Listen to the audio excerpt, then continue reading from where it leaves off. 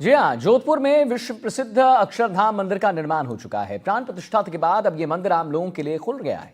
जोधपुर का ये अक्षरधाम न सिर्फ बनावट में खास है, बल्कि आस्था और पर्यटन के लिहाज से भी मंदिर जो है लोगों के बीच लोकप्रिय होता जा रहा है। हमारे संवाददाता शशि मोहन शर्मा ने जोधपुर के इस खास मंदिर को लेकर एक रिपोर्ट तैयार किया आपके लिए। आइए जरा आपको दिखाते हैं। ओम श्री स्वामीनारायणाय सर्वज्ञाय।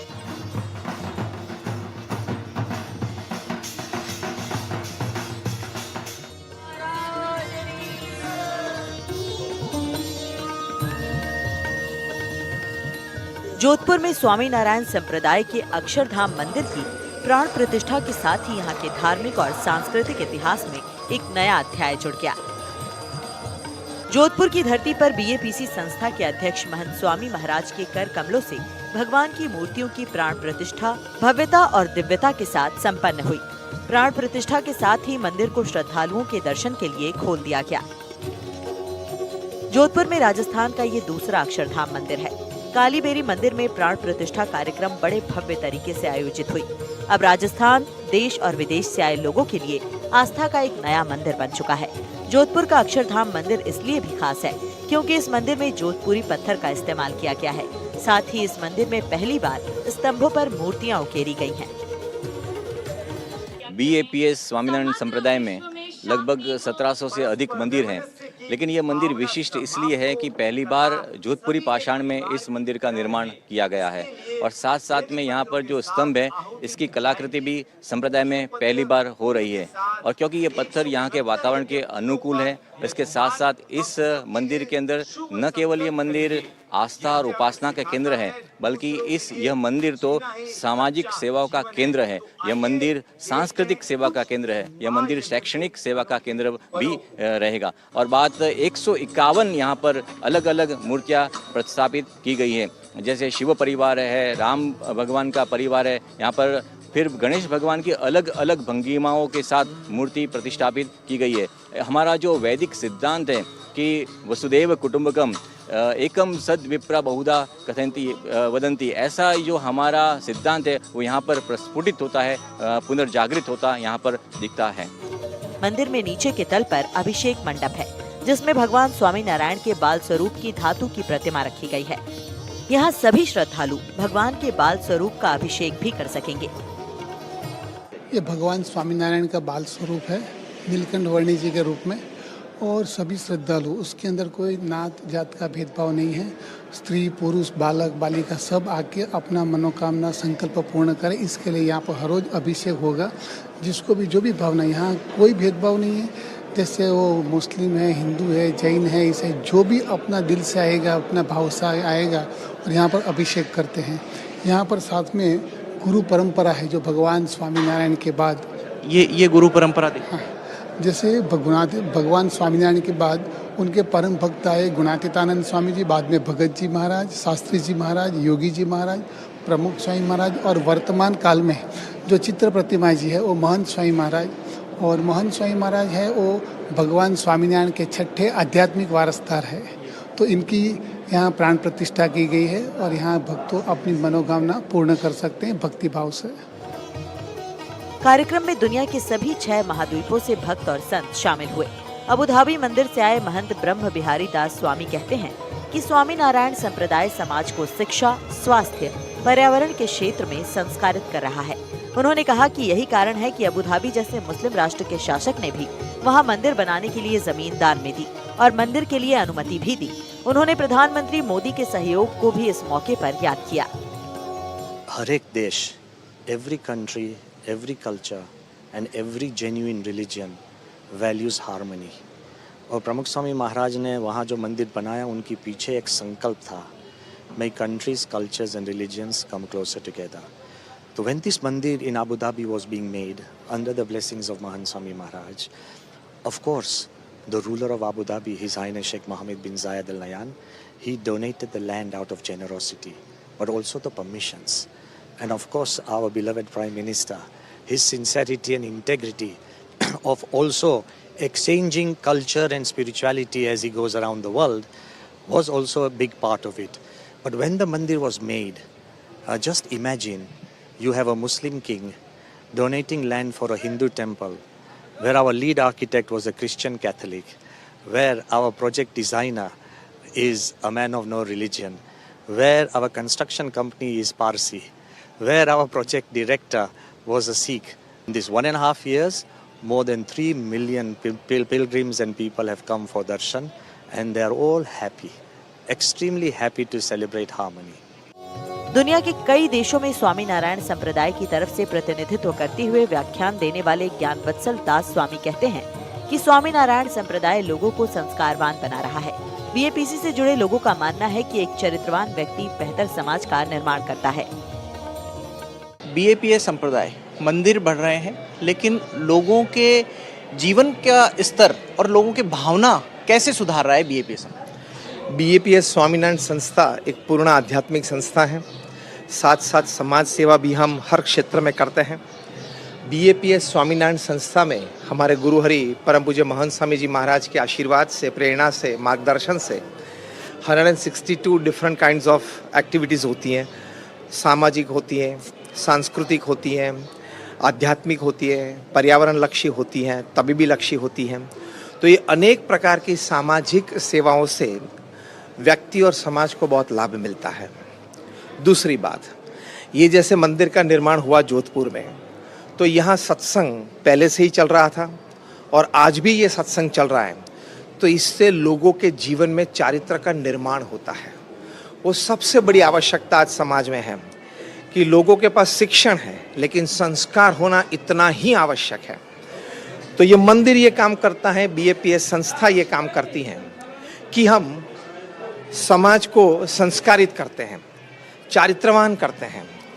विद्यार्थी से लेके प्रोफेशनल्स, बिजनेसमैन या बुजुर्गों के जीवन में व्यसन मुक्ति से लेके, वहम मुक्ति से लेके लोगों में श्रद्धा ये प्रकट करते हैं कि चारित्र युक्त जीवन से जीवन में बेहतरीन लाभ होते हैं।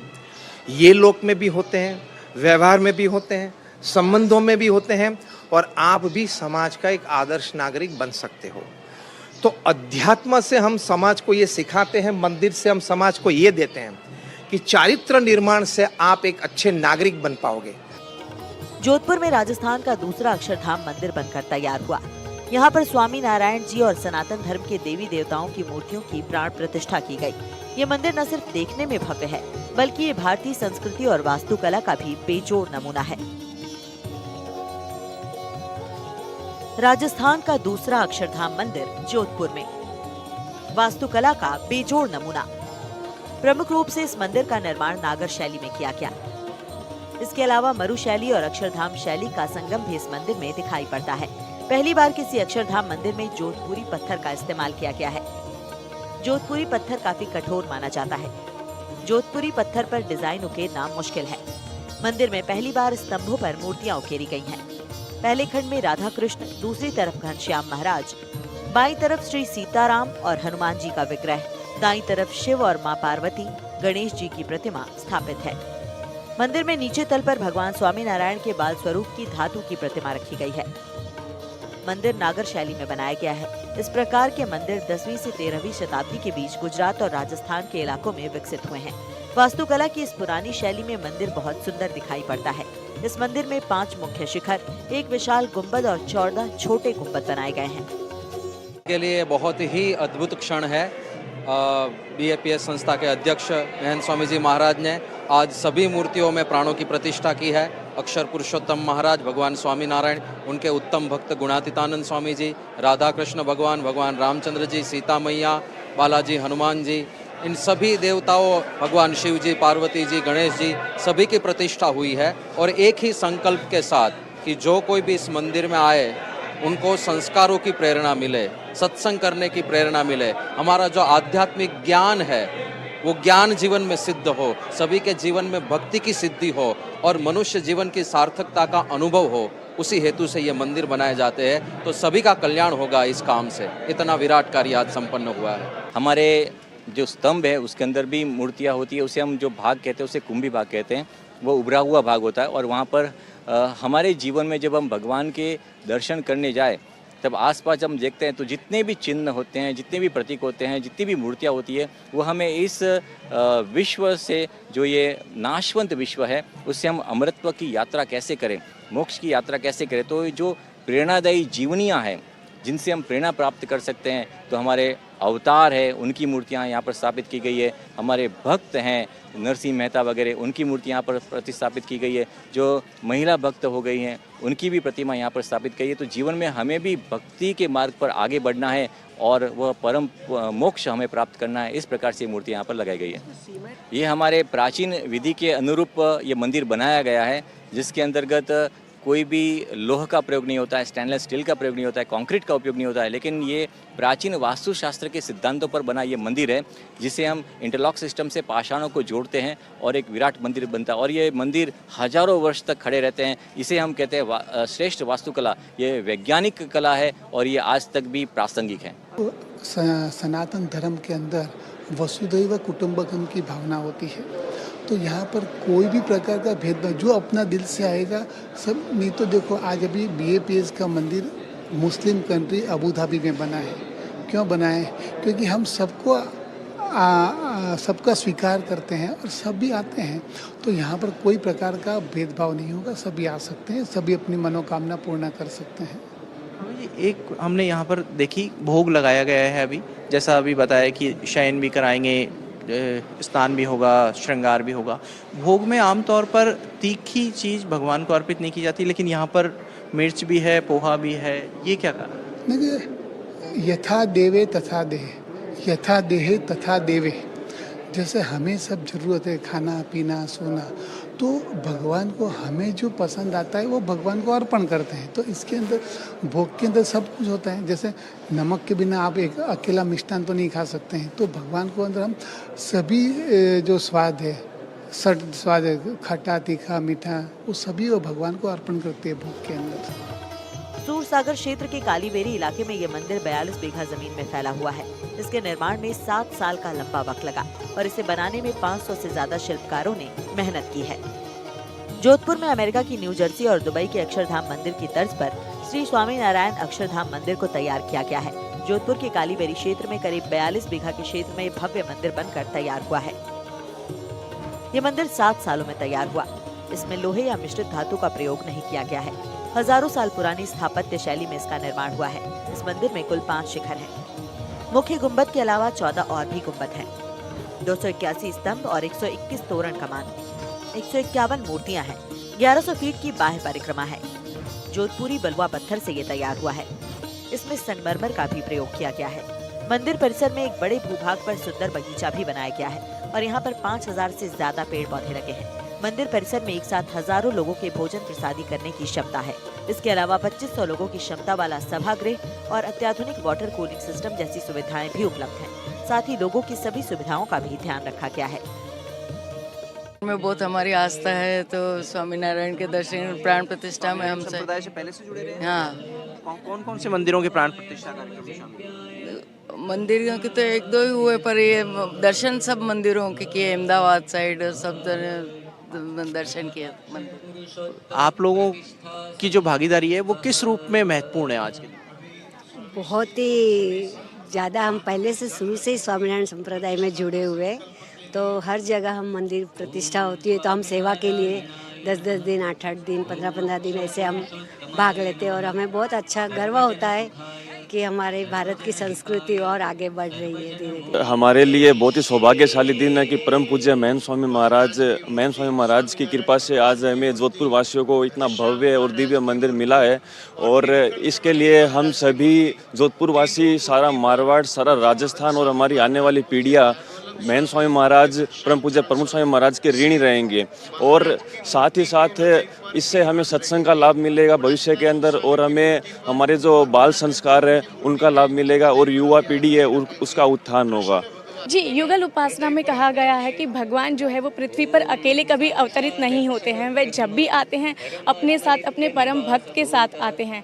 और भगवान स्वामी नारायण उनके जो प्रथम आध्यात्मिक अनुगामी संत है वो गुणातीतानंद स्वामी महाराज है। और भगवान स्वामी नारायण ने स्वयं कहा था कि मैं इस पृथ्वी पर गुणातीत गुरुओं के द्वारा सदैव प्रकट रहूँगा। तो गुणातीतानंद स्वामी महाराज हमारे प्रथम आध्यात्मिक गुरु है। तो भगवान स्वामी नारायण के साथ साथ गुणातीतानंद स्वामी महाराज और उसी गुणातीत परंपरा में आज हमारे साथ वर्तमान गुरु महंत स्वामी महाराज उपस्थित हैं। जोधपुर का ये मंदिर अपनी भव्यता और अपनी विशिष्ट बनावट के लिए पहचाना जाएगा। भारत में ये तीसरा और पूरी दुनिया में 5वां अक्षरधाम मंदिर है। भारत में इसके पहले गांधीनगर और दिल्ली में ऐसे मंदिर स्थापित हैं। इसके अलावा ब्रिटेन की राजधानी लंदन में और साथ ही एक मंदिर अबू धाबी में स्थित है। इस लिहाज से जोधपुर का ये मंदिर एक वैश्विक पहचान बन गया है। हमारा सनातन धर्म कहता है कि सर्व जीव हितावह, सबका उत्कर्ष हो, सबका कल्याण हो। अपने अपने धर्मों का मान रखकर अपने अपने धर्म में रहकर ही वह आगे बढ़ सकता है, ये सिद्धांत हम मानते हैं। कोई भी संप्रदाय को मानता है, किसी भी धर्म को मानता है, सबका यहाँ पर स्वागत होता है। बिना भेदभाव के सभी यहाँ पर आ सकते हैं। तो विश्व में जहाँ कहीं भी अच्छी भावना पनपे, अच्छे लोग अच्छे बने, संस्कारी बने, इसके लिए यहाँ पर मंदिर बनते हैं। तो यूएई में भी जो मंदिर बना है वो सर्व जीव हितावह के सिद्धांत के आधार पर बनाया गया है। इस मंदिर परिसर में एक नीम का पेड़ भी है, जहाँ पर 2014 में स्वामी जी पहली बार आए थे तो सिर्फ यहाँ एक पेड़ ही था। और इस बात को ध्यान में रखते हुए इस पेड़ को यहाँ संरक्षित रखा गया है, जिसके नीचे कई लोग भी बैठते हैं। यहाँ अक्षरधाम मंदिर में भी एक नीम का पेड़ है, लेकिन वो ज़मीन नापने के लिए या ज़मीन के लिए कब्जाने के लिए नहीं है, बल्कि ये इस जगह की यादगार के लिए है। ये प्रासादिक नीम तरु इसको नाम दिया है। और जब बीपीएस के महंत प्रमुख इस जगह पर पहली बार आए थे साल 2014 में, तब इस मंदिर के आसपास के इलाके में केवल एक यह नीम का पेड़ था, जो अभी श्रद्धालुओं के बैठने की जगह है। श्रद्धालु आते हैं, यहाँ विश्राम करते हैं। लेकिन ये नीम का पेड़ कितना महत्वपूर्ण है और कितना यादगार है इस जगह के लिए, ये जानते हैं हम स्वामी ज्ञानानंद जी से। स्वामी जी, ये नीम का पेड़ कितना महत्वपूर्ण है? क्योंकि महंत प्रमुख जी जब यहाँ पहली बार आए तो केवल ये नीम का पेड़ था। लोग अपने निर्माण कार्यों के लिए पेड़ों को कटवाते हैं, लेकिन इस पेड़ को यहाँ संरक्षित किया गया। देखिए, हमारे शास्त्रों में लिखा गया है कि भगवान और संत जिस स्थान में रहते हैं उनके आसपास जो वस्तुएं होती है, पेड़ पौधे होते हैं, वे सभी प्रासादीभूत बन जाते हैं। तो 2014 में जब परम पूज्य महंत स्वामी जी महाराज यहाँ पर पधारे, तब यहाँ पर ये पेड़ था, नीम का पेड़, और स्वामी जी ने यहाँ पर शुभ संकल्प किया। देखिए, उस समय यहाँ पर कुछ नहीं था, ये वीरान ज़मीन थी। आसपास अभी भी देख सकते हैं कि इस मंदिर के अलावा यहाँ पर कुछ भी नहीं है, लेकिन यहाँ पर शुभ संकल्प किया। और हमारे शास्त्र कहते हैं कि जैसे ऐसे सत्पुरुष संकल्प करते हैं तो वो शिलालिखित अक्षर बन जाते हैं। उन्होंने यहाँ भव्य मंदिर का संकल्प किया और आज हम यहाँ पर एक भव्य मंदिर देख सकते हैं। तो ये पेड़ केवल खाली पेड़ नहीं है, किंतु ये सत्पुरुष की प्रसादी है। यहाँ पर अनेक भक्त आते हैं और स्वामी जी ने कहा कि इसे ऐसा बनाना कि यहाँ पर सभी भक्त बैठ सके। तो देखिए आप, इतनी गर्मी में भी ये पेड़ ऐसा है कि जहाँ पर लोग बैठते हैं और यहाँ पर विश्राम लेते हैं। मंदिर की प्राण प्रतिष्ठा के बाद जोधपुर में शोभा यात्रा निकाली गई। नगर यात्रा में भगवान स्वामी नारायण समेत सभी मूर्तियों की झांकी निकाली गई। रथों पर मूर्तियों को विराजित किया गया था। मयूर रथ, घोड़े का रथ और दूसरे दिव्य रूपों में रथ की झांकी निकाली गई थी। खूब नाच गाना और राजस्थानी वेशभूषा और संस्कृति की झलक दिखाई पड़ी। जोधपुर को नया आध्यात्मिक धाम मिल चुका है। महंत स्वामी महाराज ने लोगों को आशीष वचन दिए और अब जोधपुर का ये भव्य मंदिर भक्तों के लिए खोल दिया गया है। आने वाले समय में यह न सिर्फ धार्मिक आस्था का केंद्र बनेगा, बल्कि प्रदेश, देश और विदेशों से बड़ी संख्या में सैलानी यहाँ आएंगे, क्योंकि जल्द ही ये मंदिर पर्यटन के लिहाज से राजस्थान के प्रमुख स्थलों में शामिल हो जाएगा। अक्षरधाम मंदिर अपने आप में ही भव्य नजर आता है, लेकिन जोधपुर का ये मंदिर कई मायनों में खास है। यहाँ की नक्काशीदार दीवारें और उनमें छुपी सनातन धर्म की मूर्तियाँ कई कहानियाँ कहती हैं। आस्था, पर्यटन और रोजगार के नए अवसर विकसित करने वाला ये मंदिर अब राजस्थान की धरोहर है, जो आने वाले समय में प्रदेश की खूबसूरती और विकास की नई कहानी लिखेगा। जोधपुर से संवाददाता शशि मोहन की रिपोर्ट।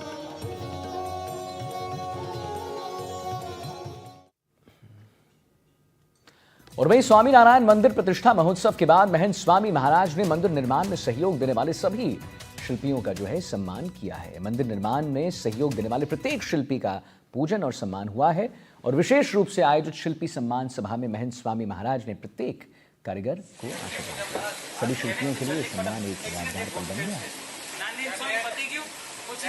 तो आप देख सकते हैं तस्वीरों में कि कैसे निर्माण में जितने लोगों ने, जितने शिल्पियों ने सहयोग दिया, उनका सम्मान हुआ है। स्वामी नारायण मंदिर के विश्वकर्मा का सम्मान यहाँ पर हुआ है। निर्माण में सहयोग देने वाले शिल्पियों का सम्मान कैसे यहाँ पर हो रहा है, उन्हें बिल्कुल बाकायदा एक पगड़ी पहनाकर आप साफ देख सकते हैं अपनी तस्वीरों में। तो स्वामी नारायण मंदिर के विश्वकर्मा का सम्मान है ये, निर्माण में सहयोग देने वाले शिल्पियों का सम्मान है और शिल्पी सम्मान सभा का आयोजन यहाँ पर हुआ है, जिसकी आपको झलक एक तस्वीर